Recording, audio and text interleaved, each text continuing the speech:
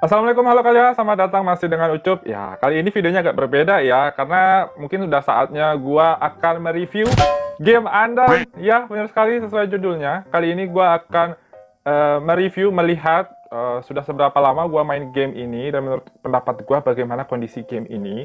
Sekaligus gua merekap apa-apa saja yang sudah terjadi dari awal main ya sampai sekarang. Kenapa gua buat segmen ini? Karena memang sudah seharusnya. Dulu di game sebelumnya di Cimeraland gue juga udah pernah. Jadi kebetulan ini dari pertama kemarin itu udah kurang lebih hampir 5 bulan ya. Jadi bagaimana game ini bertahan selama 5 bulan menurut perspektif ya, pandangan gua. Nah, nanti akan gua tambahkan ke beberapa poin yang lain yang gua rasa mungkin bisa gua cantumkan di video ini. Nah, kita mulai aja yang pertama dulu ya. Bagaimana kondisi game pada saat ini? Nah, jadi gua akan memperlihatkan bagaimana sih game Undawn per 5 bulan kita bermain dari awal menurut pandangan dan perspektif gua. Gua mungkin hanya menggambarkan secara garis besar karena termasuk ya ini sebagai portofolio konten ya. Bagaimana gua bermain game secara tetap dan konsisten gitu ya. Pertama gua mulai dari trade dulu. Nah, di trade sendiri kita lihat rata-rata nih ya. Kisaran yang paling banyak dicari itu biasanya di material.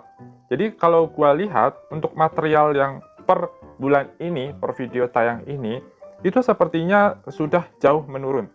Jauh menurun sekali. Nih contohnya. Ada papan termoplastik, harganya 150-an.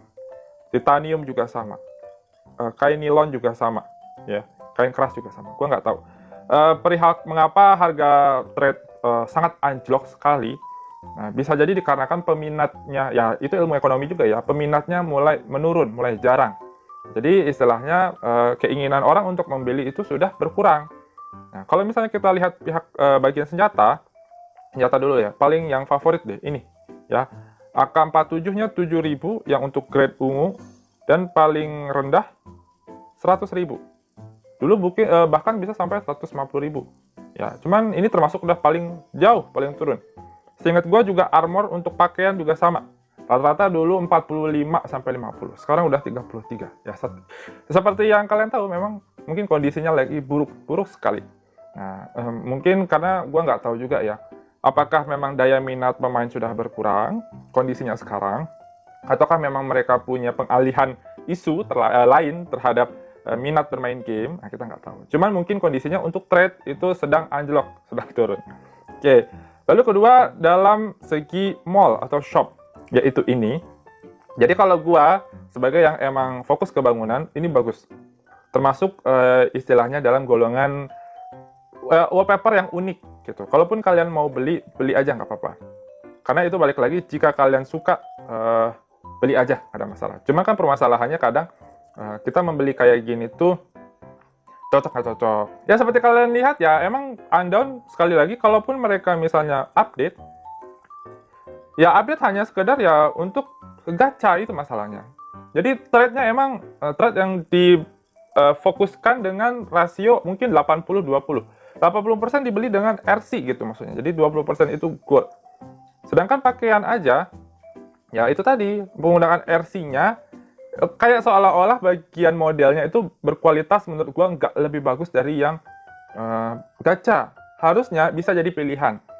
Ada bisanya. Jadi kalau misalnya di beberapa game open world atau MMORPG, yang meskipun gacha, yang mungkin top tier-nya A, jadi bisa ada pilihan lain dengan nilai yang B atau B+, maksudnya itu intinya kualitasnya lah. Jadi bisa di-effort sama player yang nggak gacha lah istilahnya kayak gitu.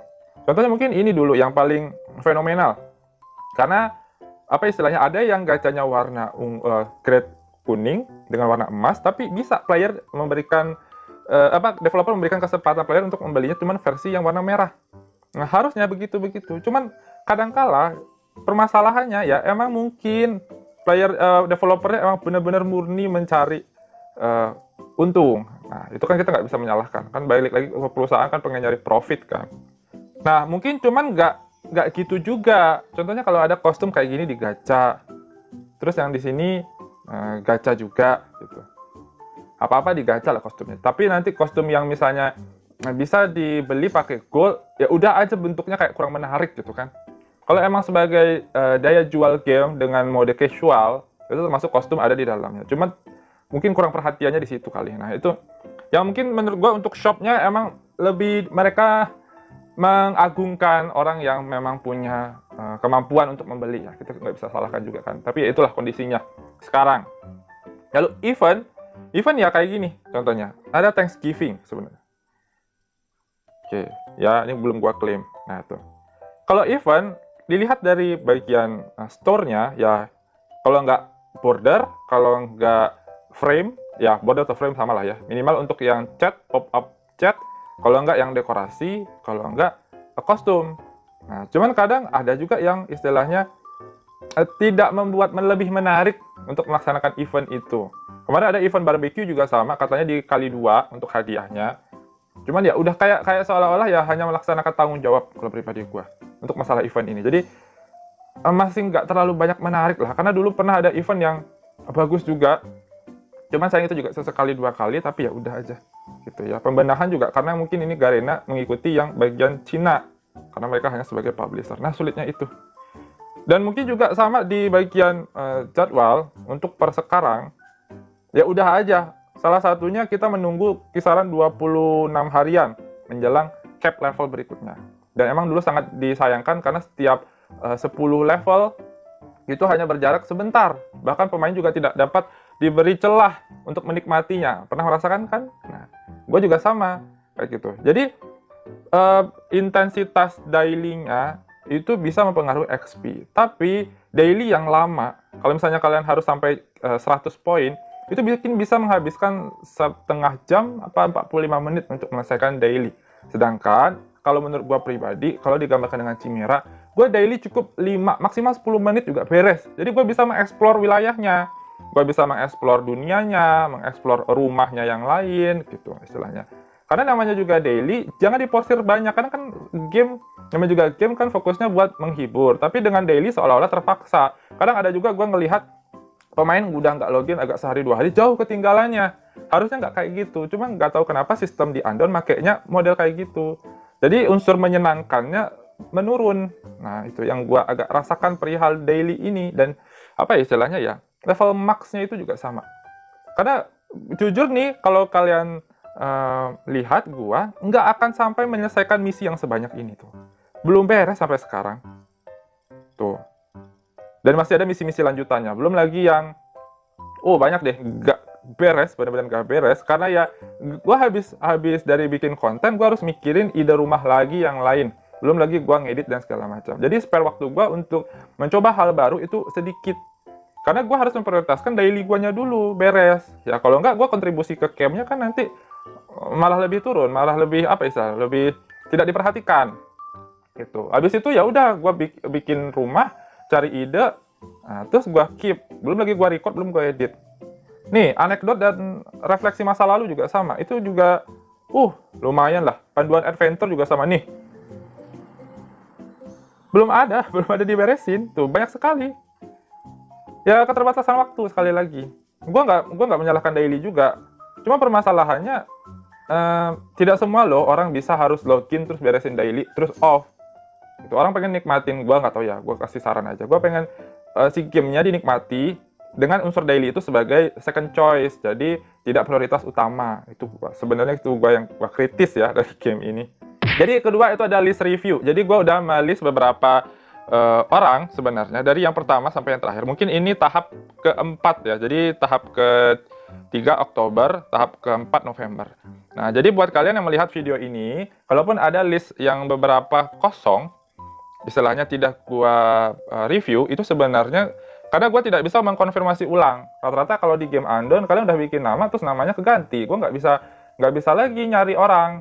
Makanya kalau misalnya gua harap kalian sudah menyertakan bank, tolong di review boleh, tapi setidaknya konfirmasi ke gua via in game, nicknya siapa. Jadi nggak gua harus meng-add kalian juga ya. Kita win-win solution. Nah, jadi buat kalian yang lihat video ini yang udah pernah meminta gua untuk di-review, tapi pengen, mana nih kok dari dulu nggak ada, gitu. Boleh, nggak apa-apa cantumkan. Ya, gua harap mungkin kalian belum pensi ya, atau belum masih main game, cuman belum dikabari sama gua, gitu. Oke, itu paling, ya. Dan mungkin belum bisa gue cantumkan yang keempat, karena mungkin gue harus nge-recap lagi dari server lain dan yang udah di komen di YouTube. Karena poin keduanya, per video ini gue mau istilahnya rehat dulu untuk mereview. Jadi buat kalian yang udah meminta gue untuk di-review rumahnya, paling dengan video ini kalian lihat per hari inilah istilahnya, gue akan meng-cut dulu, jadi gue tidak menerima review. Gue akan menyelesaikan review yang lain, tetap harus gue selesaikan.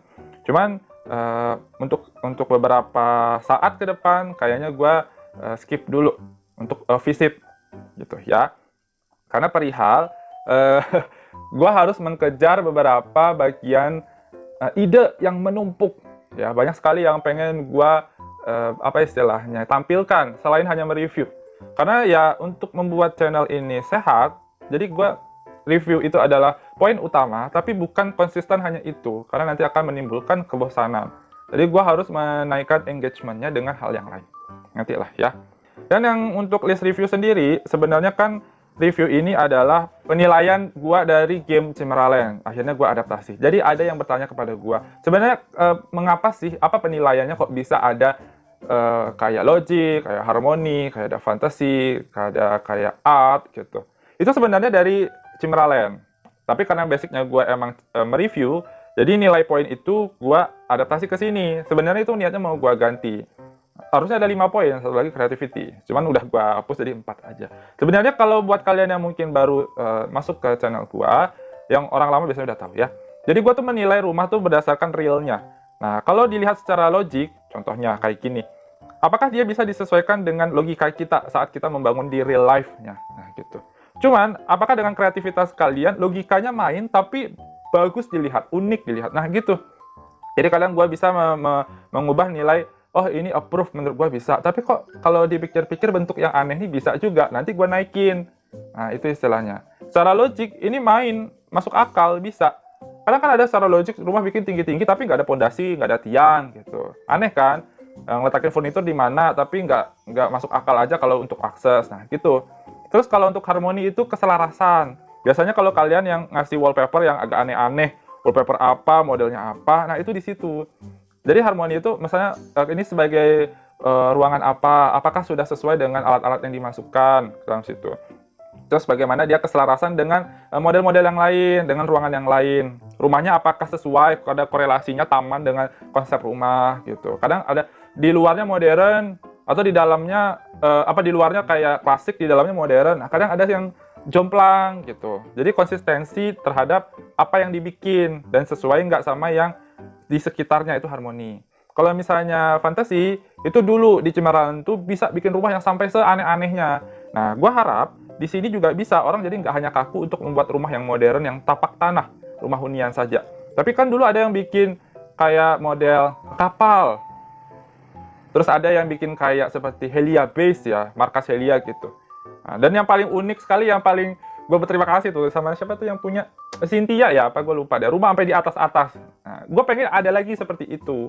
Nah, cuman emang dasarnya dari kita kalau membuat rumah, dan ini emang konsep dasarnya, strukturnya emang untuk tipikal rumah tanah, istilahnya rumah di tapak. Jadi orang jarang bikin rumah yang sampai ke atas-atas. Kalau di Cimeraland dulu enggak. Ada kemungkinan si strukturnya bisa diolah sampai ke langit-langit. Jadi bikin macam-macam, sampai robotik pun jadi ada. Sampai Transformers juga bisa bikinnya. Nah, cuman di sini kan emang pada dasarnya material dan strukturnya lebih kental nuansa yang emang real. Nah, kayak gitu. Nah, cuma perbedaannya kadang fantasinya dengan rumah yang udah biasa kayak rumah modern, tapi dia bikin kayak model rumah istana tapi keren gitu. Nah, itu kadang gua approve.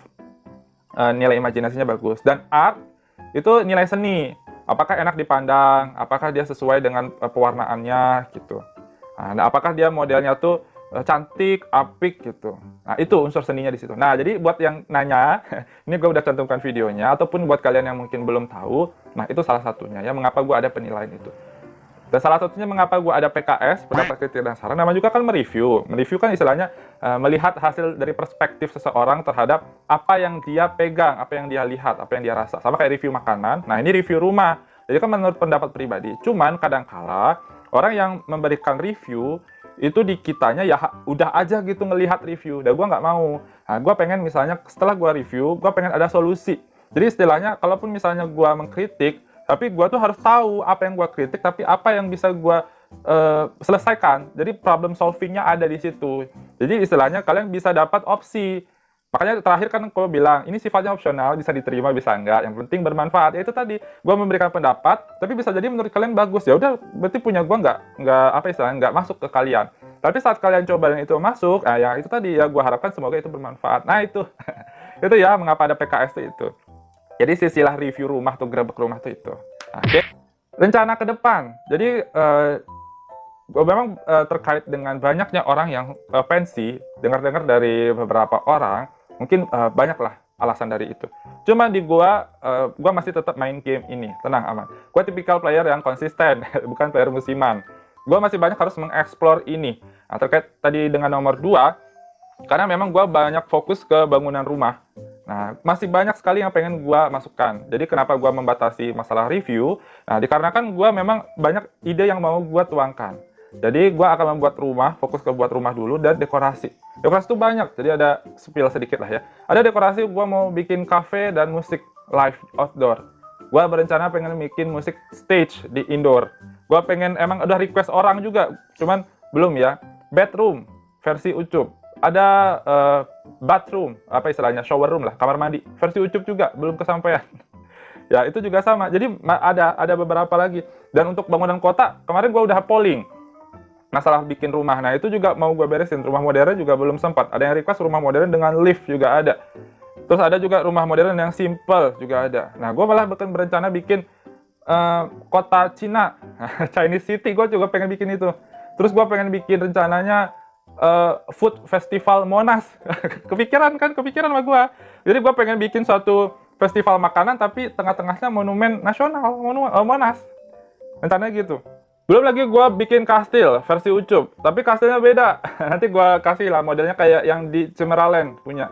Nah, banyak lagi, gue mau pengen bikin kota lah, kota modern lah, kota dengan jalan layang lah, gue pengen coba. Gue belum pernah juga bikin rumah tipe yang unik dan modern, cuman yang di atas. Banyak sekali. Nah, jadi istilahnya masih banyak yang pengen gue explore, dan gue masih bertahan di game ini, tenang aja. Cuman mungkin karakteristik algoritmanya mungkin sedikit yang gue ubah. Tujuannya untuk mengatasi kebosanan. Toh juga di level 100, kita kan nggak tahu apa-apa. Kan bulan Desember katanya. Nah, gue juga masih penasaran perihal itu. Dan gue akan menambahkan segmen nanti namanya Kuman. Ini segmen baru sih dari gue ya. Kunjungan rumah mantan. Apa itu? Itu adalah mengunjungi rumah yang pernah gue review. Jadi kurang lebih ada 40-an rumah lebih. Mungkin ada yang terbaru sampai 50-an. Boleh mengajukan ulang buat di-review, bukan yang terbaru lagi. Nah, itu juga nantilah setelah itu semua selesai. Review yang segmen sampai 5 itu beres. Baru nanti gua buka. Nah, ya itu udah gua list, tapi nanti akan gua konfirmasi ulang. Nah, hal-hal itulah yang membuat bagaimana gua tetap nyaman dan bertahan. Di samping dengan gamenya, gua prioritaskan dengan komunitasnya. Karena itu tadi, gua di sini tidak hanya memberikan konten tips dan trik, gua pengen juga mengumpulkan orang-orang yang punya minat dan yang sama gitu. Sehingga sebelum gua tutup, gua mau mereview game ini terakhir. Gua nggak tahu ya, gua di Cemaraland juga pernah sama mereview game Cemaraland. Cuman di Undawn selama gua bermain game, ini termasuk salah satu yang bagus. Cuma peningkatannya sama saja dengan Cemaraland, gua nggak tahu kenapa. Slowly progress, sangat lama sekali. Tidak ada terlalu banyak hal yang menarik, dan itu hanya sekedar boom gitu. Jadi hanya beberapa periode-periode, jadi tidak konsisten. Nah, itu yang sangat gua sayangkan. Untuk event juga sama, fitur itu juga sama, gue juga heran. Kalau kalian lihat, ada virtual link. Nah, virtual link ini katanya tidak ada di Cina, di Undawn Cina nggak ada. Adanya hanya di Undawn Garena, berarti kan salah satu cara untuk menaikkan status. Tapi gimana caranya? Ya, menaikkannya dengan item. Nah, item ini bisa dibeli lewat gold. Tapi kalau goldnya udah habis, bisa unlimited pakai RC. Nah, gitu. Cuman permasalahannya, hal itu kan bisa mereka lakukan, cuman ya gue pikir kenapa tidak mencoba berpikir yang udahlah sih gitu, coba lihatlah player Anda yang emang mereka nyaman, tapi kenapa tidak diperhatikan, lebih menguras pemain yang berkecukupan ya untuk profit perusahaan. Nah, itu yang gue sampai sekarang juga alami di Cemaraland juga gitu. Cemaraland malah lebih parah lagi. Nama juga nge-review ya, kalau nge-review rumah, nah gue masih baik-baik. Ya, itu wajar, karena kreativitas dan jadi nggak bisa dinilai, nggak ada ukurannya. Tapi kalau game, roasting habis-habisan pun jadi ya. Karena ya ini, baik lagi, ini jauh. Jadi perbedaan strata orang kaya dengan rakyat jelata itu kelihatan banget. Nah, termasuk gua golongan yang masyarakat kurang mampu nih, karena gua fokus ke rumah terus. Cuma itu, ya itu tadi. Apalagi nanti takutnya camp-nya itu hanya, gue juga dengar cerita kalau ada beberapa orang yang keluar dan di-kick. Ternyata itu karena memang tidak ada di salah satu circle camp yang battle power-nya lah intinya tidak mencukupi batas. Akhirnya luntang-lantung dan segala macam. Nah itu gue kasihan sekali. Ya, jadi ada perlombaan dan di situ. Ya tapi ya mau kayak mana lagi? Baik lagi kalau gue menilai ini game ini bagus. Cuman harus banyak improve-nya. Ya, mau kasih rating nih ceritanya kalau dari gue ya. Untuk game Undawn dari gue, oke, 6,5 lah, 6,5 dari 10 ya. Ya, gue banyak berkembang dari game ini, termasuk apa istilahnya, peminatnya. Cuman ya itu tadi, mereka tidak bisa atau sulit tetap mempertahankan playernya dibandingkan harus menarik player baru. Nah, yang paling sulit itu mempertahankan player itu sulit. Bagaimana mereka betah. Mungkin ini adalah video yang singkat tapi tidak singkat ya, perihal rencana gue dan rekap.